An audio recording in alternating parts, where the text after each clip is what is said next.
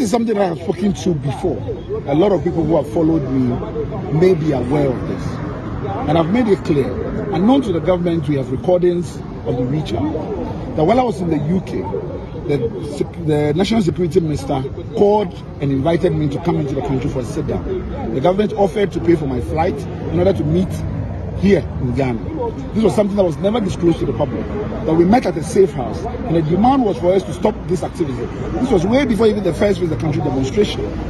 Were offered not only money but appointments that if we agreed to stop this, they were going to go where we're going to be free to do whatever we want. But the most important thing is not to bring citizens out onto the street. And when we rejected that categorically, Kandapa, the National Security Minister, said if we decide to continue on this course of action, we will be arrested and will be dealt with, and that it will be over his dead body that any demonstrations happen. The government has tried every means possible to try to avoid us mobilizing as young people. Thank you very much.